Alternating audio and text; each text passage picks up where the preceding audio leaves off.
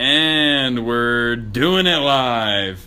Here we are back, as wonderful as ever, episode 3 of Doing It Live. I'm your host, as always, Holden Hintz. Back once again with the greatest and the worst guest on this show, Colby Martinez. Nice. Thanks for that introduction, Hintz. Appreciate that one, man. Yeah, the budget's really tight. I promise the viewers, if we got over 20 views, you would return, and unfortunately, as it stands right now, we have 23 views, so you're back. People know what they like, man. People know what they like. That's debatable. That's why we're here to tell them what they like. Oh, jeez. Hey, can I ask you a question real quick before we get started on all your shenanigans? Go ahead. So, I just want your quick thoughts. Obviously, you saw that Floyd Mayweather and McGregor are going to fight. We talked about this already on text, but are you excited for what that's going to bring? Like, I got to think Vegas is going to be nuts during that time. And you live in Vegas. Correct. For those who didn't already know that. But, like, are you excited for this as a person who lives in Vegas?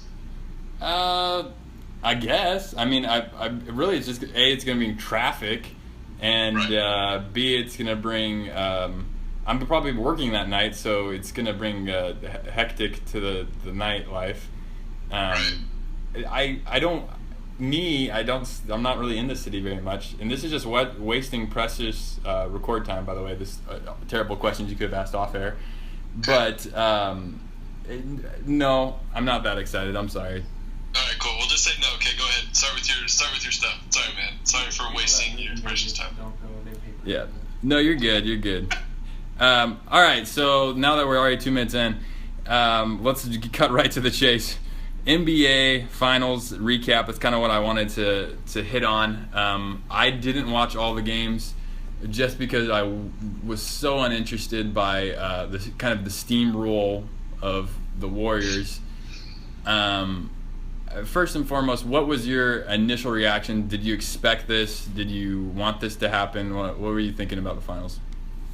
I think most people thought Cleveland didn't have a huge shot in this. I mean, me personally as a basketball fan, I think everybody won 7 games, and that would have been awesome. But I think everyone just saw how good Golden State was and the firepower that they had and how deep they were, and and Cleveland was pretty deep too, but it doesn't surprise me, and I think Durant really just solidified himself as one of the, if not, up there as the best player in the NBA. So it was crazy, man. It wasn't great from my standpoint because I wanted Cleveland to win, and I was hoping for a longer series, but Golden State, as we talked about, was just nasty. They're so good. Right. For me, I think it really surprised me so much just because both teams were sweeping each other, and so it felt like, okay, we got 2 great teams in the finals. They've swept everyone that they've come into, and so I thought it was going to be a real, heads up. Every other, the part of the trilogy, it's been pretty good. It's been, entertaining to watch. But I felt like, for the most part, we didn't have an entertaining game till Game 3, which I actually caught the second half of, and it was right down to the wire. And the Caps barely lost Game 3, and it was a very convincing loss. Just they had the lead, and just Kevin Durant said, "No, you don't," and just closed it within 45 seconds, and it was over. Well, that's the thing. If you think about it too, so if Cleveland wins that, okay, so that's 2-1, and then if they can somehow pull out that Game 4, and it goes 2-2, and it goes back to Golden State, that's a different series, but. Like you said, Durant hit that dagger 3 at the end there.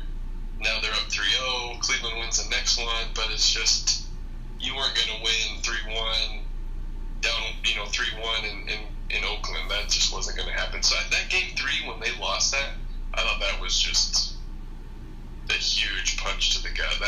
That just took the air right out. That just killed them. Right.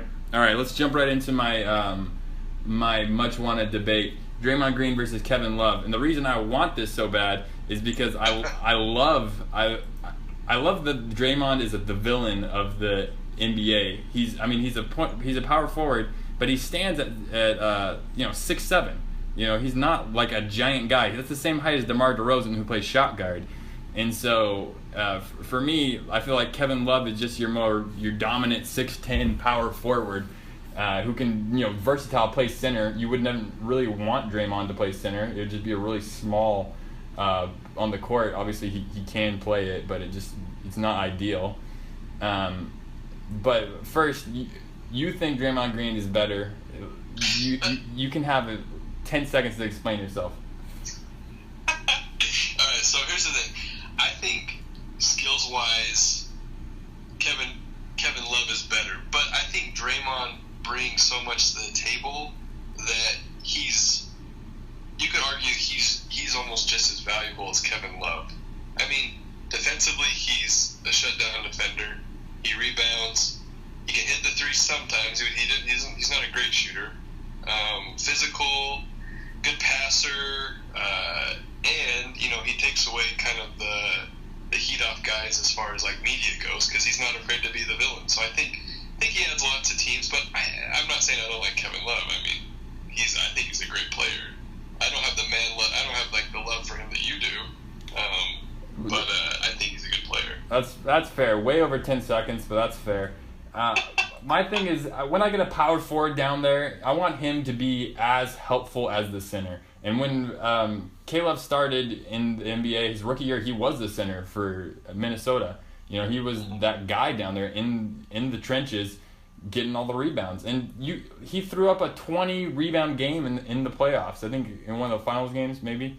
Don't quote me on that. But he was just ridiculous. He's got great box out. He does what I want the power forward to do. And he can hit threes. He's, nearly 7 feet, and he can hit threes, not convincingly, but he's enough to complement the team. He hit more threes than Kyle Korver, the freaking three captain of the world in the finals. So I think he does well under pressure. He's very relaxed player. Draymond Green, he is all those things that you said, but he just isn't as useful. When Kevin Love is useful, it really changes the team. But unfortunately for the Cavaliers, the Warriors didn't need Draymond. They didn't need Klay Thompson to be that great. They were. I'd argue that they needed Klay to be good because he had some really good games for him, I think, and hit some big shots. I would agree though that Draymond, especially offensively, you don't have to count on him, right? I mean, you're looking offensively, you're looking at the three: Curry, Durant, and Thompson. So I agree with you on that one. Let me ask you this, and you're a huge Kevin Love fan, and we'll probably get into this later. So if we do, you can I don't know what you plan, but the rumors obviously are Paul George could go to Cleveland or like a Jimmy Butler. Would you rather have, if you're Cleveland, Butler or George over Kevin Love? Jimmy Butler.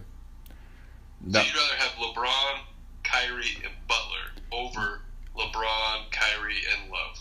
So here's my I wouldn't rather, but it would shake up things enough. Obviously, I would love Caleb to win more titles, but if it's just not in the cards for him, I think Butler's a lot better than George in my thoughts, because some of George's statistics are just they're just so, like, the important ones, like game-winning shots. When he missed that game-winning shot, his statistic on game-winning shots, I think he's 1 for like 17 on game-winning shots when the ball's in his hands. Like, he is so unclutch, and that's what he wants. Jimmy Butler doesn't want that. Jimmy Butler is a pit bull. He gets down in people's faces. He fights. He scores. He's not pretty. He doesn't try to be fancy with it. He just does what he needs to do. And he's just a hard-working guy. And I think that would complement the finesse of Kyrie Irving, the power of LeBron, much better than Paul George ever would. So just so I get this straight, if you're the GM for the Cavs, which, by the way, they have an opening, so go ahead and apply. But okay. If you're the GM for the Cavs, you'd rather have LeBron, Kyrie, and Butler over LeBron, Kyrie, and Kevin Love. Yes, I just applied this morning, and that's what I put in with my application, that I was looking to hire Butler. You got my vote. Thank you. I don't think it works that way, but I appreciate it. You're welcome. I was just curious, as I know you got that love for Kevin Love, no pun intended, but yeah, okay. Interesting. The pun We'll see was. what happens. I don't know. It's going to be interesting. Yeah. I know the pun was intended, but it's yeah. No, I think that's going to be interesting. They obviously have to shake things up. I wish they could keep Caleb, but if he is the fat on the stomach, so to speak, and they have to gut him a little bit, then I understand. But the interesting thing, I mean, Paul George openly said he wants to go to LA. People have even rumored LeBron going to LA just because I think it makes sense for family wise. He's kind of that man, but I don't think it makes sense for the scene of. I don't think he would want to be with Lonzo Ball. I don't think he'd want to be with Paul George over what he has going on right now, and I don't think he'd want to not be in the finals. You know what I mean? Like risk not being in the finals. I think he kind of likes. He's on himself. He's like, I don't remember the last time there was a finals I wasn't in it. You know what I mean? Like he's that kind of guy. But here's the question though, because it's for Cleveland, it's not a matter of if they're going to win the East, or I mean I know Boston won the East this past year, but Cleveland advanced obviously. But for them, it's okay. Who can we get that can beat that can help us beat the Warriors? That's the question. So my question is, who do they bring in? Like, they don't have draft picks. Like, they don't have a ton of trading pieces. Like, you have this short window. Who are you going to bring in to win? That's why I almost like Paul George coming for a year and saying, okay, like, let's give this a shot. LeBron, he's getting older. He might go to LA. Like, let's give this thing one more shot, see what happens.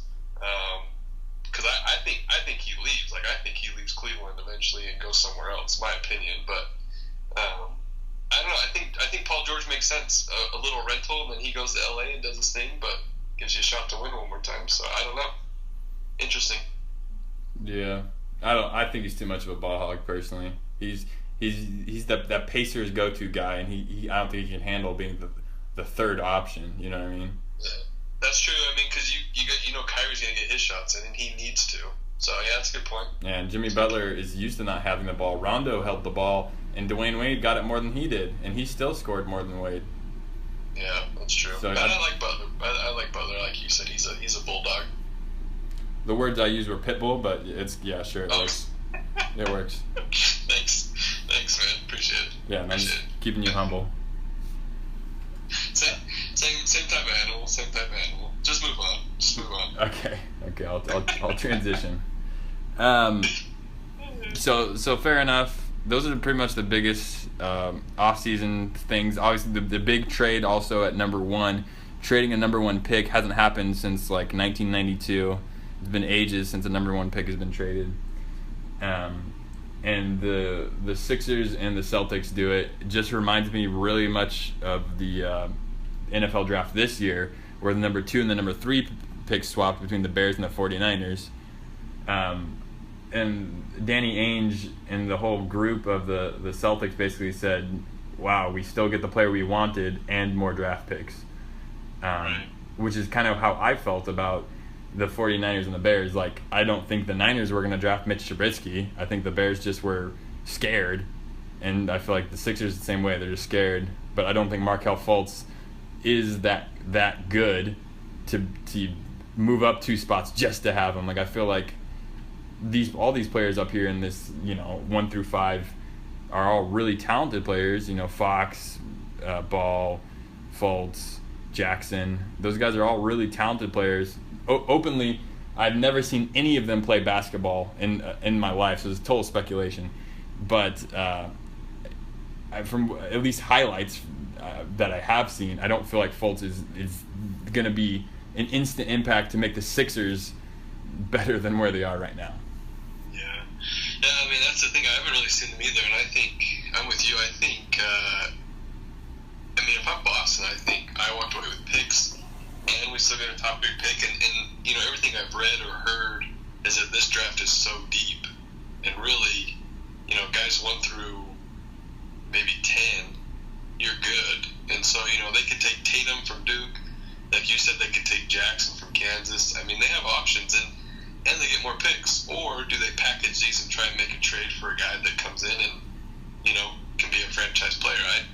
They have options. That's a good thing. And I mean, Danny Ainge at it again, man. The only thing I hope is that he doesn't steal Gordon Hayward, but I mean, he's got those picks, and yeah, I think he's done a good job. So speaking of which, what do the Jazz have to do to really be that NBA championship Jazz that we all know they can be? What has to change? That is a great question. That is Hintz. That's good. So I mean, first off, I think the core there is there. The core is there. If you think you got Hayward, if you could re-sign Hill. No, George Hill's overrated. Don't. Wait, what's about George Hill? He's overrated. I don't re-sign him. I mean, I don't want to give him the max money because he's always hurt, and so I agree. But if you could bring in a good point guard, I love Ingles. If we could, if we match him and can make it work there. Mm-hmm. I don't know. I mean, if we could bring in just another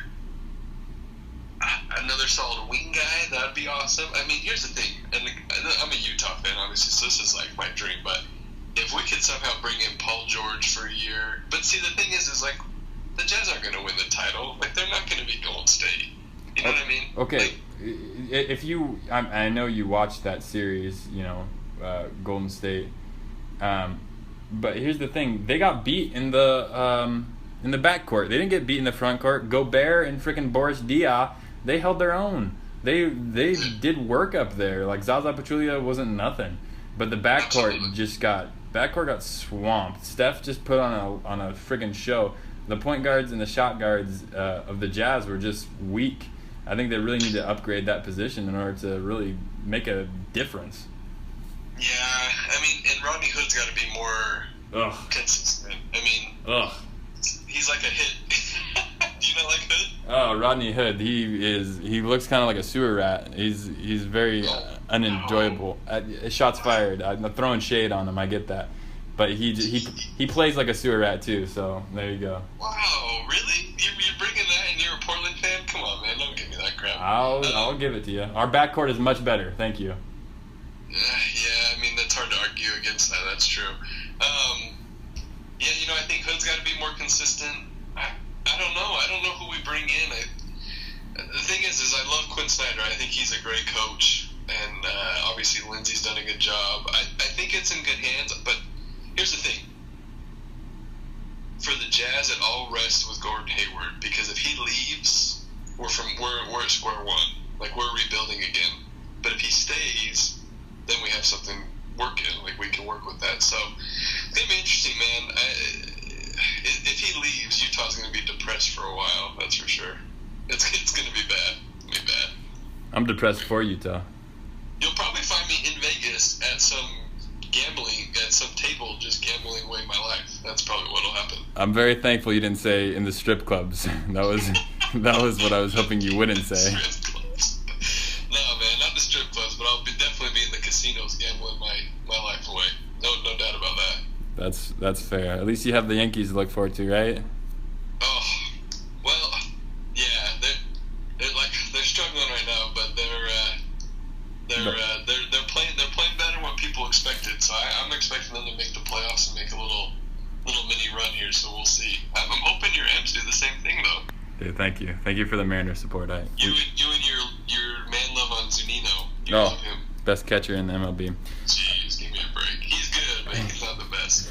All right, fair enough. All right, well, that's all we have for you this week. So this time, Colby, when I say, what are we doing? You respond with, doing it live. All right, you ready? Yeah, ready.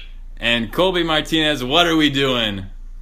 Doing it live. Live from you from Las Vegas. Have a good one.